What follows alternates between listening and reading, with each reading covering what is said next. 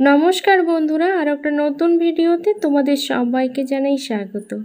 ভাজা মশলা আজকে আমি বাড়িতে তৈরি করে দেখাবো, আর খুব সহজে। আর এত সুন্দর এই যে ভাজা মশলা রেসিপি, এটা কিন্তু যে কোনো তরকারি, আচার এগুলোর সঙ্গে কিন্তু জাস্ট জমে যায়। এগুলো বাজার থেকে না কিনে বাড়িতেই দেখো, এখানে আমি ধনে, জিরে কয়েকটা নিয়েছি, শুকনো লঙ্কা, তেজপাতা, গোটা গরম মশলা, মরিচ আর মেথি। এইগুলো আমি এখন শুকনো খোলায় ভেজে নেব। তো খুব বেশি গরম করা কিন্তু যাবে না। এখন আমি কড়াইটা গরম করে নিয়েছি প্রথমে, তারপর এই মশলাগুলো সব দিয়ে দিলাম। আর এই মশলাটা বাড়িতে একবার তৈরি করে দেখো, এর এত অপূর্ব স্বাদ, যেটা কিন্তু ভোলার নয়।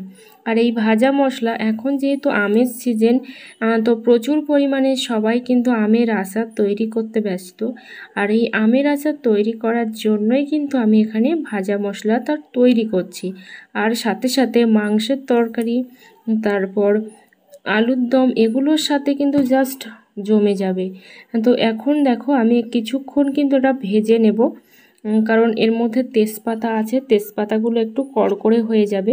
কিন্তু কিছুক্ষণ ভেজে নিয়ে তারপর ঠান্ডা করে নিলেই কিন্তু তেজপাতাটা একেবারেই মুচমুচে হয়ে যাবে। আমরা অনেকেই ভাবি যে তেজপাতা খাওয়াটা ঠিক নয়, এটা এমনভাবে গুঁড়ো হবে যেটা কিন্তু আমরা বুঝতেই পারবো না যে তেজপাতা এর মধ্যে দেওয়া আছে। তো দেখো গ্যাসের ফ্লেমটা একেবারেই লো করে আমি কিন্তু এটা ভেজে নিচ্ছি। আর অবশ্যই তোমরা এটা তৈরি করে কিন্তু বাড়িতে দীর্ঘদিন পর্যন্ত স্টোর করে রাখতে পারো। তো আমি এটা অল্প করেই বানাচ্ছি, তোমরা চাইলে অনেকটা বেশি পরিমাণেও কিন্তু এখানে বানিয়ে রাখতে পারো।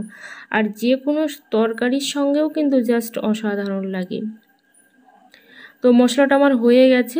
এখন আমি 2 থেকে 3 মিনিটের মতো গ্যাসের ফ্লেমটা অফ করে রেখে দিয়েছিলাম। তারপর একটা মিক্সির জারে এটা আমি ঢেলে নিচ্ছি।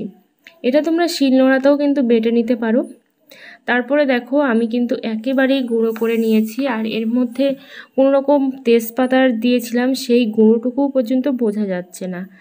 তো একটা প্রথমে প্লেটে আমি এটা ঢেলে নিচ্ছি, কারণ এটা এখন গরম আছে। হালকা করে কিন্তু আমি ঠান্ডা করে নেব মশলাটা।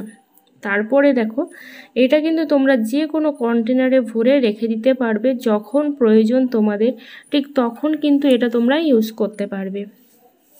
তো আমি এখানে একটা প্লেটে প্রথমে ঢেলে নিচ্ছি, তারপর আমি কিন্তু এটা কন্টেনারে ভরে রেখে দেব, কারণ এই মুহূর্তে আমার এতটা মশলা লাগবে না। তো এইভাবে তোমরা এই ভাজা মশলাটা তৈরি করে নিতে পারো।